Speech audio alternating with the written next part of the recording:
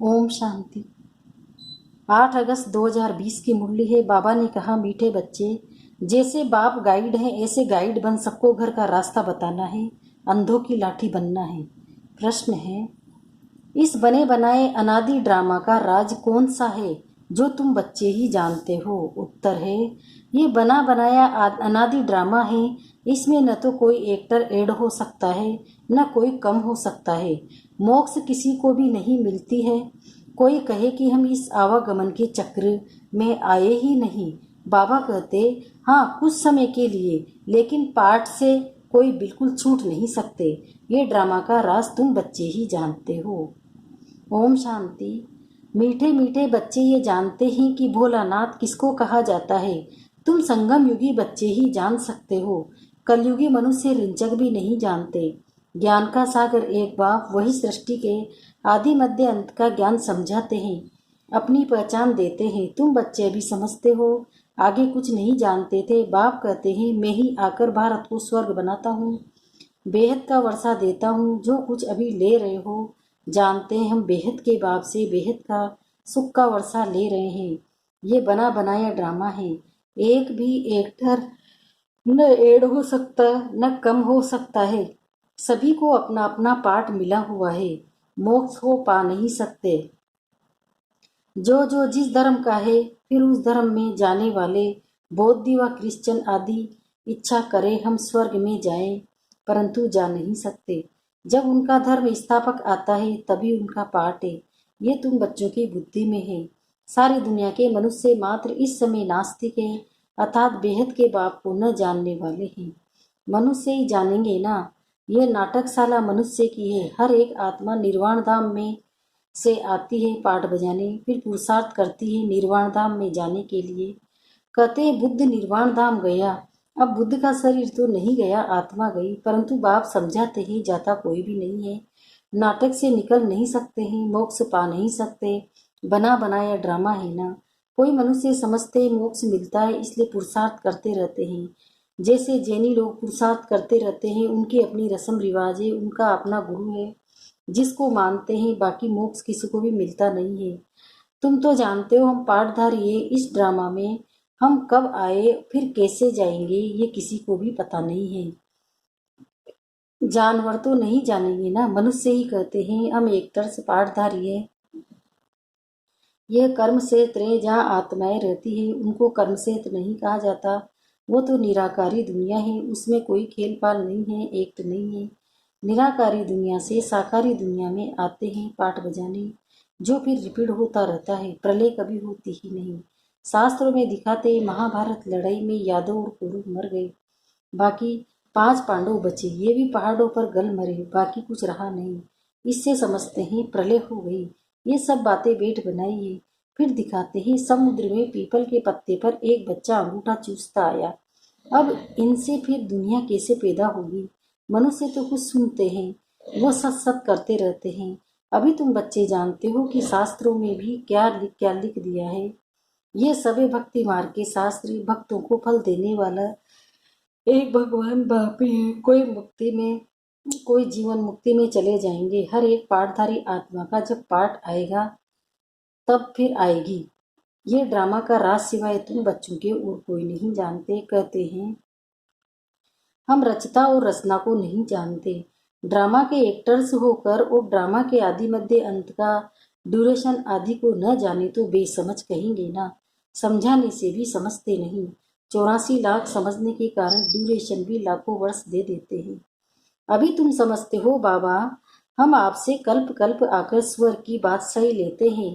5000 वर्ष पहले भी आपसे मिले थे बेहद का वर्षा लेने, तथा राजा रानी तथा प्रजा सब विश्व के मालिक बनते हैं। प्रजा भी कहेगी हम विश्व के मालिक है। तुम जब विश्व के मालिक बनते हो उस समय चंद्रवंशी राज्य नहीं होता। तुम बच्चे ड्रामा के सारे आदि मध्य अंत को जानते हो। मनुष्य भक्ति मार्ग में जिसकी पूजा करते हैं उनको भी जानते नहीं। जिसकी भक्ति करनी होती है तो उनकी बायोग्राफी को भी जानना चाहिए। तुम बच्चे अभी सबकी बायोग्राफी जानते हो बाप के द्वारा। तुम बाप के बने हो। बाप की बायोग्राफी का पता है। वो बाप है पतित पावन लिबरेटर गाइड। तुमको कहते हैं पांडव। तुम सबके गाइड बनते हो, अंधों की लाठी बनते हो, सबको रास्ता बताने के लिए। यथा बाप गाइड तथा तुम बच्चों को भी बनना है, सबको रास्ता बताना है। तुम आत्मा, वो परमात्मा है, उनसे बेहद का वर्षा मिलता है। भारत में बेहद का राज्य था, अब नहीं है। तुम बच्चे जानते हो, हम बेहद के बाप से बेहद का सुख का वर्षा लेते हैं, अर्थात मनुष्य से देवता बनते हैं।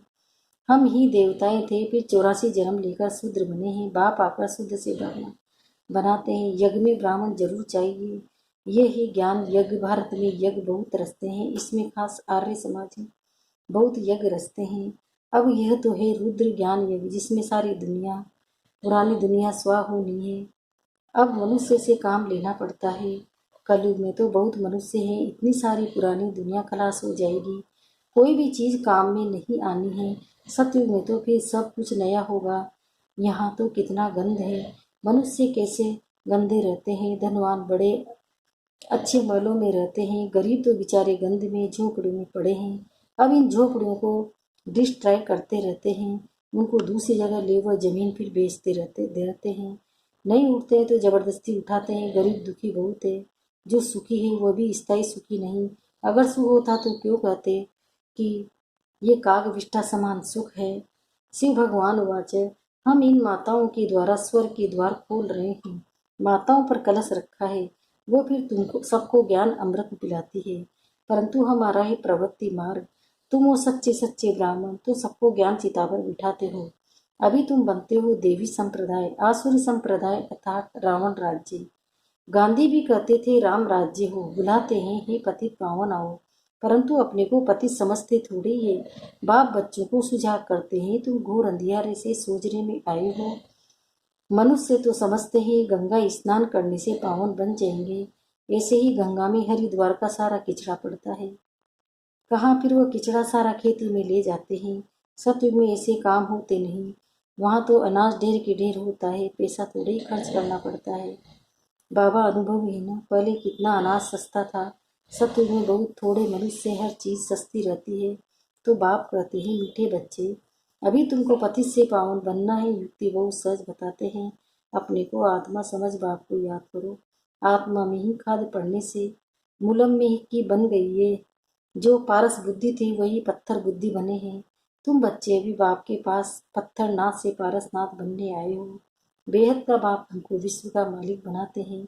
सो भी गोल्डन एजेड विश्व का, ये है आयरन एजेड विश्व।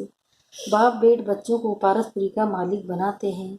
तुम जानते हो यहाँ के इतने महल माड़ियाँ आदि कोई काम के नहीं आएंगे, सब खत्म हो जाएंगे। यहाँ क्या रखा है, अमेरिका के पास कितना सोना है। यहाँ तो थोड़ा बहुत सोना जो माताओं के पास है वो भी लेते रहते हैं, क्योंकि उनको तो कर्ज में सोना देना है। तुम्हारे पास वहाँ सोना ही सोना होता है, यहाँ कौड़ियाँ वहाँ हीरे होंगे। इनको कहा जाता है आयरन एज। भारतीय अविनाशी खंड है, कभी विनाश नहीं होता। भारतीय सबसे ऊंचते है। तुम माताएं सारे विश्व का उद्धार करती हो, तुम्हारे लिए जरूर नई दुनिया चाहिए, पुरानी दुनिया का विनाश चाहिए। कितनी समझने की बातें हैं। शरीर निर्वाह धंधा आदि भी करना है, छोड़ना कुछ भी नहीं है। बाबा कहते हैं सब कुछ करते हुए मुझे याद करते रहो। भक्ति मार्ग में भी तुम मुझ मासूम को याद करते आए हो कि हमको आकर्षाओं से गुरा बनाओ। उनको मुसाफिर कहा जाता है, तुम सब मुसाफिर होना। तुम्हारा घर वह है जहाँ सब आत्माएं रहती है। तुम सबको ज्ञान चिता पर बिठाते हो। अब हिसाब किताब चुकतू कर जाने वाले हैं, फिर नए से तुम आएंगे। जितना याद में रहेंगे उतना पवित्र बनेंगे और ऊंच पद पाएंगे। माताओं को तो फुर्सत रहती है, मेल्स की बुद्धि धंधे आदि तरफ चक्र लगाती रहती है, इसलिए बाप ने कलश भी माताओं पर रखा है। यहाँ तो स्त्री को कहते हैं कि पति ही तुम्हारा ईश्वर गुरु सब कुछ है, तुम उनकी दासी हो।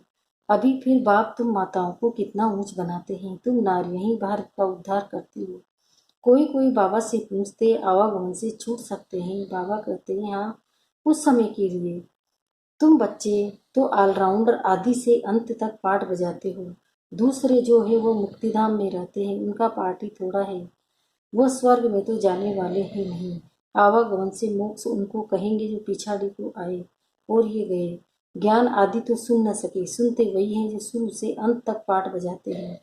कोई कहते हैं हमको तो यही पसंद है, हम वहाँ ही बैठे रहें, ऐसे थोड़ी ही हो सकता है। ड्रामा में नूंदा हुआ है, जाकर पिछाड़ी में आएंगे जरूर। बाकी सारा समय शांति धाम में रहते हैं। ये बेहद का ड्रामा है। अच्छा, मीठे मीठे से खिलते बच्चों प्रति माता पिता बाप दादा का याद प्यार और गुड मॉर्निंग। रूहानी बाप की रूहानी बच्चों को नमस्ते। हम रूहानी बच्चों की भी रूहानी माता पिता बाप दादा को याद प्यार गुड मॉर्निंग। नमस्ते नमस्ते नमस्ते। शुक्रिया बाबा, शुक्रिया आपका पद्मा पदम शुक्रिया। धारणा के लिए मुख्य सहारे पहला है, सच्चा सच्चा ब्राह्मण बन सबको ज्ञान अमृत पिलाना है। ज्ञान चिता पर बिठाना है। शरीर निर्वाह अर्थ धंधा आदि सब कुछ करते पतित से पावन बनने के लिए बाप की याद में रहना है और सबको बाप की याद दिलाना है। वरदान, निरंतर याद और सेवा के बैलेंस से बचपन के नाज नखरे समाप्त करने वाले वानप्रस्थी भव। छोटी छोटी बातों में संगम के अमूल्य समय को गंवाना बचपन के नाज नखरे हैं। अब ये नाज नखरे सोचते नहीं। वानप्रस्थ में सिर्फ एक ही कार्य रह जाता है, बाप की याद और सेवा। इसके सिवाय और कोई भी याद न आए। उठो तो भी याद और सेवा, सो तो भी याद और सेवा। निरंतर ये बैलेंस बना रहे। त्रिकालदर्शी बनकर बचपन की बातों व बचपन के संस्कारों का समाप्ति समारोह मनाओ, तब कहेंगे वानप्रस्थी। स्लोगन, सर्व प्राप्तियों से संपन्न आत्मा की निशानी है संतुष्टता। संतुष्ट रहो और संतुष्ट करो। ओम शांति।